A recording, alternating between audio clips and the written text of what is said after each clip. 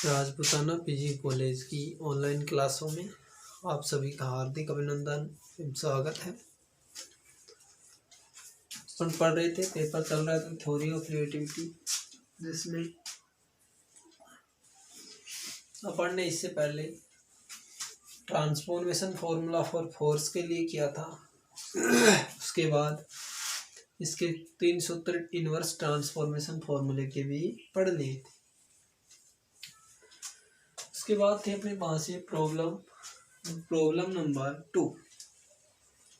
एक प्रॉब्लम पहले हो चुकी थी अपने पास, नंबर 2 पे है ये प्रॉब्लम। और प्रॉब्लम देखो क्या है कि 2 पार्टिकल्स विद प्रॉपर मासेज, काफ़ी लेंथी है परंतु इसका सॉल्यूशन बहुत छोटा है।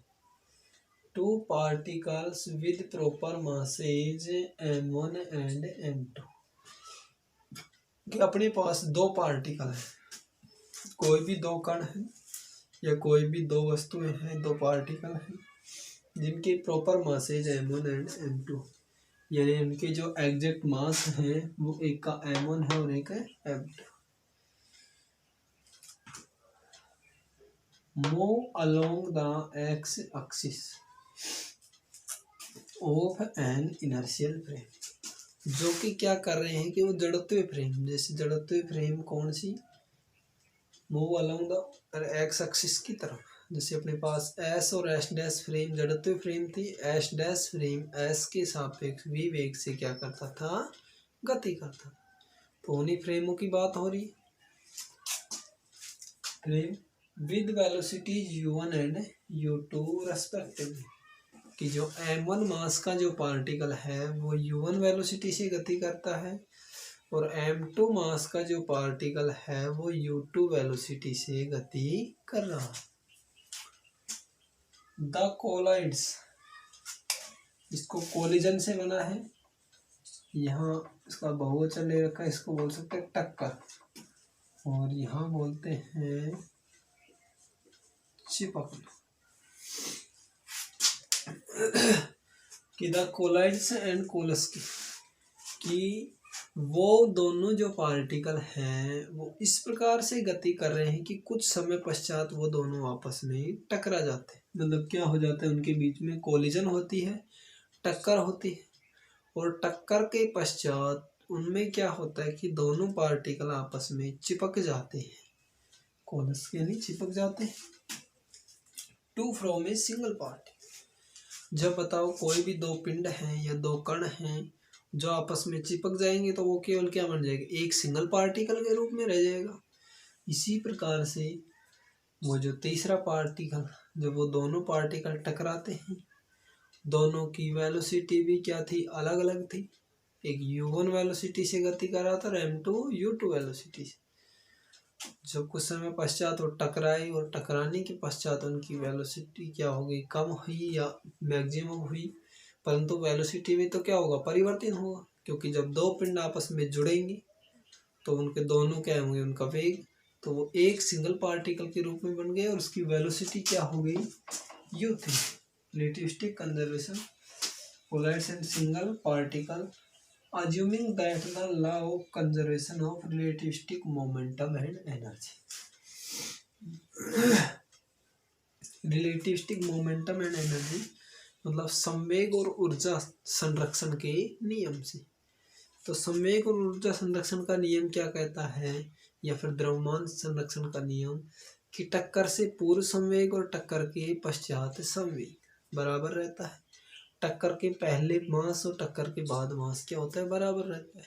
और टक्कर के पहले पदार्थ की एनर्जी और टक्कर के बाद एनर्जी क्या रहती है, बराबर। और यही होता है conservation of mass and momentum and energy. Then prove that, तब अपने को सिद्ध करना है कि जो प्रॉपर मास है m3, क्योंकि जब दोनों पिंड आपस में जुड़ गए तो दोनों का द्रव्यमान भी जुड़कर क्या हो जाएगा, गति से द्रव्यमान के बराबर होगा।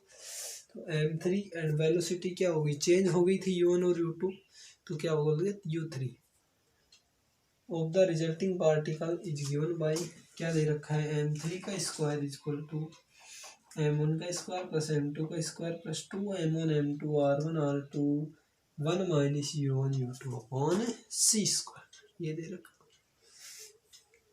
बेहर r1 की power -2 equal to 1 minus u1 का स्क्वायर अपॉन सी स्क्वायर, r2 की power -2 equal to 1 minus u2 square upon C square. ये अपने को ये और ये रिजल्ट अपने को प्रूफ करना है। मैं एक बार डायग्राम से दोबारा बता देता हूँ आपको क्या था। दो पार्टिकल जिसमें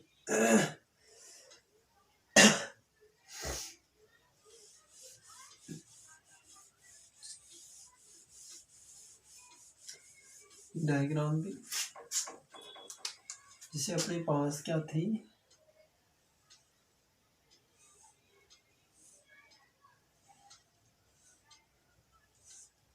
ये एस फ्रेम और ये एस टेस्ट फ्रेम। यहाँ से एक पार्टिकल है m1 मान लिया इसको, और ये पार्टिकल है m2। एक द्रव्यमान मान लिया ये है एक m2। ये इस प्रकार से गति कर रहा है और इसकी वेलोसिटी है u, और ये भी इस वेलोसिटी से गति कर रहा है, इसकी वेलोसिटी है u2।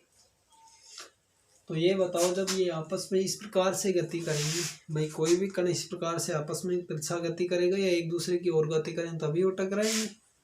तो क्या होता है, कुछ समय पश्चात ये इधर जाएंगे तो यहाँ पर क्या हो जाती है, इनकी टक्कर हो जाती है। क्या हो जाती है, टक्कर। और ये क्या बन जाता है, मास। इसका पूरे का मास क्या हो जाता है, m3। जब टक्कर हो गई, टक्कर के पश्चात इसकी क्या रहती है, वेलोसिटी रहती है कुछ न कुछ, और वो वेलोसिटी है u3। टक्कर के पश्चात इसकी वेलोसिटी क्या है, तो ऊर्जा संरक्षण का नियम और द्रव्यमान संरक्षण का नियम ये कहता है कि टक्कर से पूर्व समय क्या था, m1 u1 plus m2 u2। टक्कर के पश्चात समय, क्योंकि दोनों कण क्या हुए, एक हो गए, तो क्या हो जाएगा m3 u3। तो इस प्रकार अपन ये करके रिलेशन इसको निकाल दें। नोट करो इसको, स्क्रीनशॉट ले लो।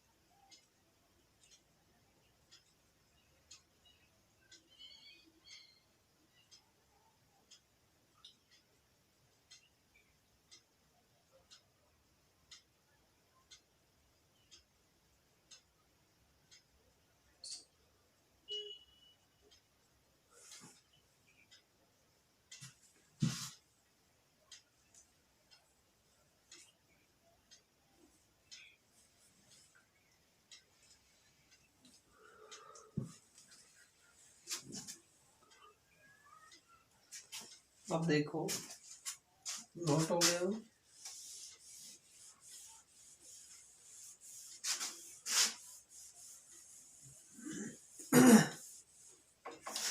इसके अंदर एक चीज और है, r1 की पावर -2 ये लिखा है,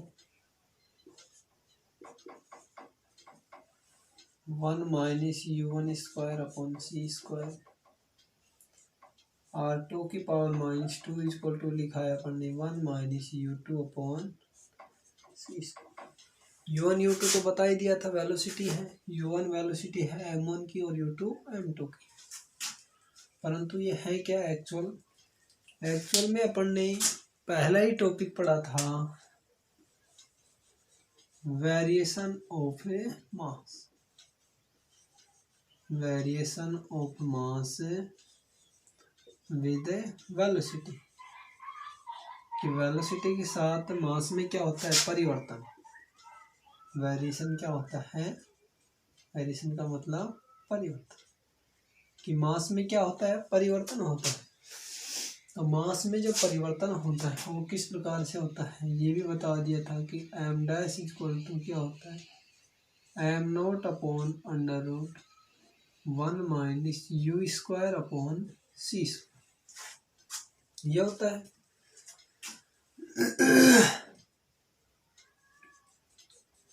तो यहाँ से स्क्वायर खोलेंगे तो क्या हो जाएगा, एम नोट का स्क्वायर और 1 माइनस यू स्क्वायर अपॉन सी स्क्वायर। तो जो ये राशि है इसको क्या होती है, 1 अपॉन आर स्क्वायर के बराबर मान, R square 1 minus U square upon सी स्क्वायर। इसको किससे डिनोट करते हैं, आर से। आर स्क्वायर हो गया तो ऊपर करेंगे तो क्या हो जाएगा, इसको आर की power -2 is equal to u1 है तो u1 कर देंगे, u2 है तो u2। तो ये थे अपने पास R1 और R2 जो वेलोसिटी के ऊपर डिपेंड करें, पार्टिकल की वेलोसिटी के। तो देखो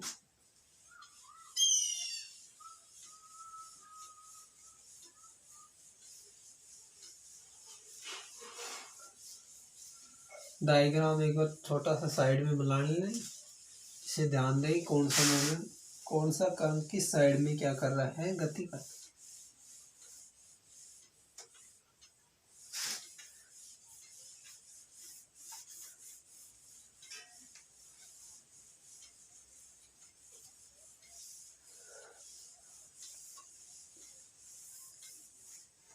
अब देखो प्रूफ देखो इसका,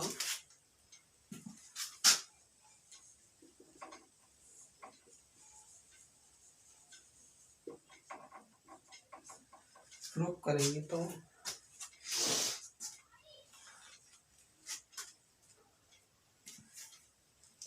the relativistic conservation of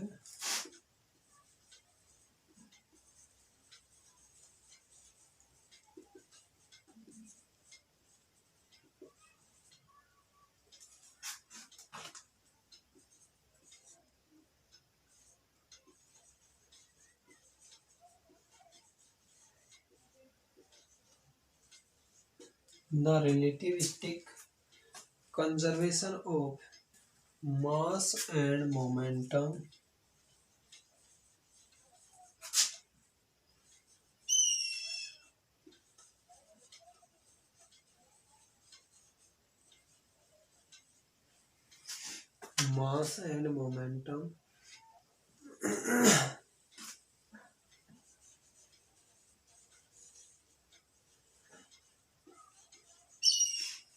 are given as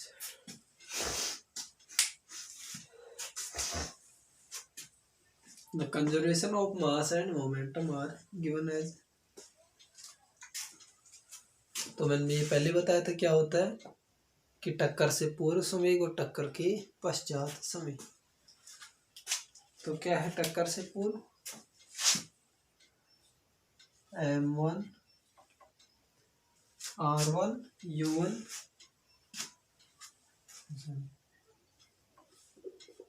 तो मास के लिए और संवेग के लिए, मास एंड मोमेंटम। तो फॉर मास के लिए तो क्या हो जाएगा, m1 r1 plus m2 r2 is equal to m3 r3। Equation number होगी फर्स्ट। एंड फॉर मोमेंटम के लिए संवेग क्या हो जाएगा, m1 r1 u1 m2 r2 u2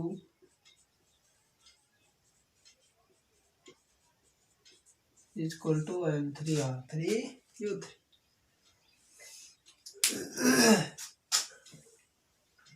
m1 r1, ये तो क्या है, मास ही है, क्योंकि r1 क्या है, मैंने बताया था r1 क्या था अपने पास, r1 स्क्वायर इक्वल टू क्या था, 1 माइनस u1 का square upon c square, 1 upon, तो ये क्या था, क्योंकि जैसे भी कोई भी पार्टिकल गति करता है तो उसके मास में क्या होता है, वेरिएशन होता है, परिवर्तन होता है। तो ये क्या है, m1 भी गति कर रहा था तो m1 के मास में परिवर्तन क्या हो गया, m1 r1 हो गया। m2 भी गति कर रहा था तो m2 के मास में क्या हो गया, m2 r2। और m3 पार्टिकल भी गति कर रहा था, इसलिए इसका मास क्या हो गया, m3 r3।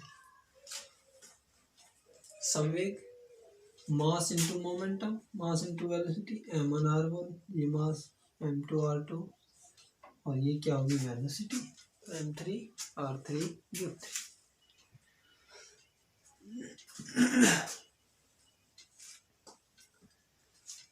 अब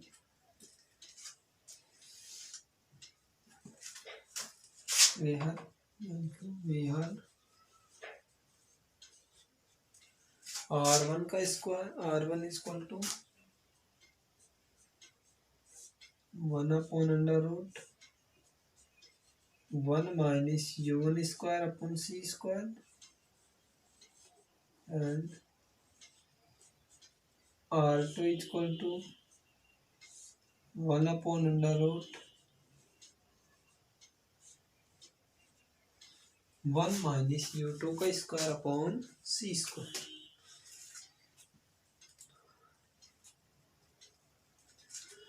एक निकालना है अपने को u3, वेलोसिटी फाइंड आउट करनी थी u3।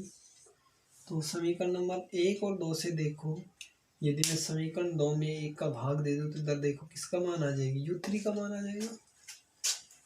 तो यहाँ से now from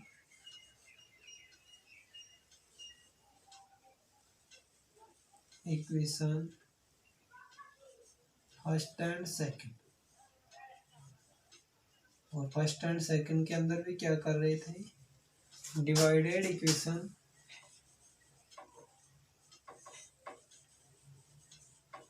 one by equation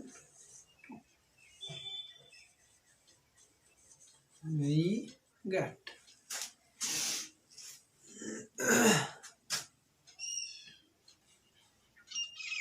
m3 r3 u3 upon m3 r3 equal to m1 r1 u1 plus m2 r2 u2